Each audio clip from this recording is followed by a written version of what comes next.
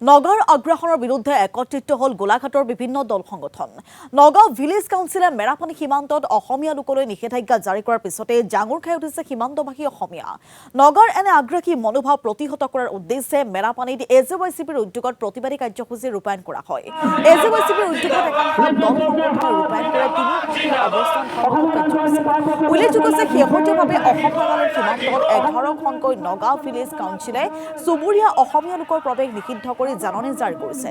শুকুৰবাৰে অসম জাতীয়তাবাদী যুৱ ছাত্ৰ পৰিষদৰ লগতে বীৰ লাচিত সেনা, চুতীয়া জাতি ছাত্ৰ সন্থা, কৃষক মুক্তি, নাৰী মুক্তি সংগ্ৰাম সমিতি, অসম যুৱ পৰিষদকে ধৰি বিভিন্ন দল সংগঠনে প্ৰতিবাদেৰে ধৰ্ণাস্থলী উত্তাল কৰে।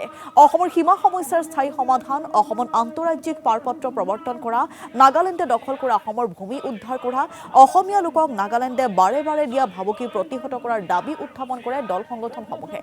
বিষয়টো সন্দৰ্ভত অসম চৰকাৰ তথা প্ৰশাসনে শীঘ্ৰে ব্যৱস্থা গ্ৰহণ নকৰিলে পৰৱৰ্তী সময়ছোৱাত পুনৰ জংগী আন্দোলনৰ হুংকাৰ দিছে প্ৰতিবাদকাৰী দল সংগঠনসমূহে। 60 দশকৰ পৰা আৰম্ভ হোৱা এই নগাৰ আগ্ৰাসন আজিৰ তাৰিখলৈকে অসমৰ ভূমি, অসমৰ এই অসম নাগালেণ্ড সীমা, এই কোনো ধৰণৰ চৰকাৰ, ৰাজ্য চৰকাৰে হওক বা কেন্দ্ৰীয় চৰকাৰে হওক, এই সীমান্ত অঞ্চলৰ যি নগাৰ আগ্ৰাসন কোনো কাৰণতে ৰোধ কৰিব নোৱাৰিলে। সমস্যা হৈ থাকিল।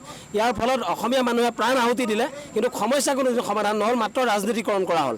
গতিকে আজি আমি অসম জাতীয়তাবাদী যুৱ ছাত্ৰ পৰিষদে আজি 3 ঘণ্টীয়া অৱস্থান কাৰ্যসূচীৰ পৰা আমি এটা কথা স্পষ্ট কৰি দিব খুজিছোঁ।